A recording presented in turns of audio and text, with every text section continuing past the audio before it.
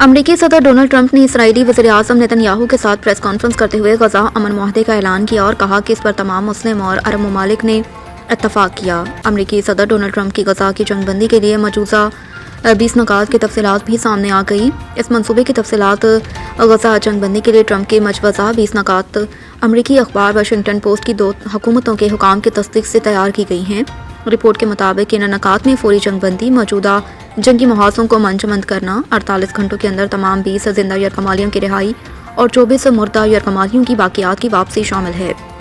مجوزہ معاہدے کے تحت تمام موقفیوں کی رہائی کے بعد اسرائیل 250 عمر قید کی فلسطینی قیادیوں کے ساتھ ساتھ 7 اکتوبر 2023 کے بعد گرفتار کیے گئے 1700 غزہ کے شہریوں کو بھی رہا کر دے گا، جن میں خواتین اور بچے بھی شامل ہیں۔ اس کے علاوہ مجوزہ معاہدے میں حماس کے تمام جارحانہ ہتھیار تباہ کرنا، ہتھیار ڈالنے والے حماس جنگجوؤں کو عام معافی دینے جو غزہ سے جانا چاہیے، ان حماس ارکان کو محفوظ راستے فراہم کیا جانا بھی شامل ہے۔ امریکی صدر ٹرمپ کی جانب سے غزہ کی جنگ کا خاتمہ کرنے کے بیان پر 8 مسلم ممالک کے مشترکہ بیان پر ترجمان دفتر خارجہ کا رد عمل بھی سامنے آ گیا۔ بیان دینے والے 8 ممالک میں پاکستان، اردن، UAE، انڈونیشیا، ترکیہ، سعودی عربیہ، مصر اور قطر شامل۔ ترجمان کی جانب سے جاری بیان کے مطابق وزرائے خارجہ نے صدر ڈونلڈ ٹرمپ کی قیادت اور امن کی کوششوں کا خیر مقدم کیا، غزہ جنگ ختم کرنے اور فلسطینیوں کی بے دخلی روکنے کے امریکی اعلان کا خیر مقدم کیا۔ امریکی صدر کے 20 نکاتی امن منصوبے سے غزہ میں جنگ بندی ممکن ہوگی۔ وزرائے خارجہ نے امریکہ کے ساتھ امن کے لیے شراکت داری پر زور دیا اور خطے میں امن، سلامتی اور استحکام کے عزم کا اعادہ کیا۔ ترجمان کے مطابق 2 ریاستی حل اور فلسطینی ریاست کے قیام کی حمایت کی گئی، غزہ کی تعمیر نو اور اسرائیلی انخلا پر زور دیا۔ وزرائے خارجہ نے معاہدے پر عمل درآمد یقینی بنانے کے لیے تعاون کا اعلان کیا۔ سپریم ہائی کورٹ کے آئینی بینچ نے جسٹس طارق محمود جہانگیری کو کام سے روکنے کا اسلام آباد ہائی کورٹ کا عبوری حکم نامہ کالعدم قرار دے دیا۔ آئینی بینچ نے جسٹس طارق جہانگیری کی اپیل منظور کر لی۔ دوران سماعت اٹارنی جنرل منصور عثمان عوان روز ٹرمپ پر آئے اور کہا کہ ایک جج کو عبوری آرڈر کے ذریعے جوڈیشل ورک سے نہیں روکا جا سکتا۔ جسٹس امین الدین خان نے میاں داؤد سے استفسار کیا کہ فریق میاں داؤد آپ کی کیا رائے ہے؟ میاں داؤد نے کہا کہ میری بھی یہی رائے ہے کہ ایک جج کو جوڈیشل ورک سے نہیں روکا جا سکتا۔ سپریم کورٹ نے ریمارکس دیے کہ ایک جج کو عبوری حکم کے ذریعے جوڈیشل ورک سے ہائی کورٹ نہیں روک سکتی۔ منیر اے ملک نے کہا کہ میں آئینی بینچ کے گزشتہ عدالتی حکم نامے کے حوالہ دینا چاہتا ہوں۔ لکھا گیا ریٹ قابل سماعت ہے۔ میری رائے میں ایک جج کے خلاف کارروائی سپریم جوڈیشل کونسل ہی کر سکتا ہے۔ ملک اسد علی کیس میں یہ نہیں کہا گیا کہ ہائی کورٹ میں ریٹ قابل سماعت ہے۔ یہ تاثر نہیں جانا چاہیے کہ ہم نے تسلیم کیا کہ ہائی کورٹ میں ریٹ ہو سکتی ہے۔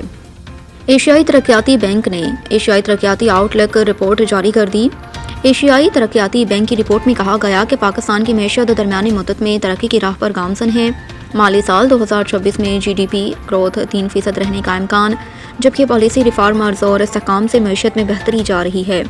رپورٹ کے مطابق 2026 میں مہنگائی کے 6% بڑے تک ٹکرانے کا امکان، گیس ٹیرف میں اضافے سے بھی مہنگائی میں اضافہ ہوگا، جبکہ مرکزی بینک مہنگائی کنٹرول کرنے کے لیے محتاط مانیٹری پالیسی اپنائے گا۔ رپورٹ میں مزید کہا گیا کہ IMF پروگرام کے تحت پاکستان میں معاشی اصلاحات میں پیش رفت ہوئی۔ پاکستان کی ترقی کے امکانات مثبت لیکن ڈھانچہ جاتی چیلنجز برقرار ہے، جبکہ تعمیراتی شعبے کے لیے بجٹ میں دی گئی مراعات جزوی طور پر مکانات نقصانات کم کریں گے۔ ADB رپورٹ کے مطابق بار بار آنے والی قدرتی آفات اور حالیہ سیلاب ترقی کے لیے خطرہ ہے۔ سیلاب سے انفراسٹرکچر اور زرعی اراضی کا نقصان شرح نمو پر دباؤ ڈالے گا، جبکہ سیلاب سے سپلائی چین متاثر اور خوراک کی قیمتوں میں اضافہ متوقع ہے۔ کراچی میں آج دوپہر کے بعد آندھی اور گرج چمک کے ساتھ ہلکی سے متعدل بارش کا امکان۔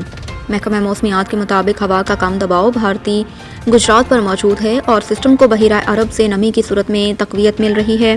محکمہ موسمیات کا بتانا ہے کہ سسٹم مزید شدت اختیار کر کے ڈپریشن میں تبدیل ہو سکتا ہے، جبکہ سسٹم کل تک شمالی بحیرہ عرب میں داخل ہو سکتا ہے۔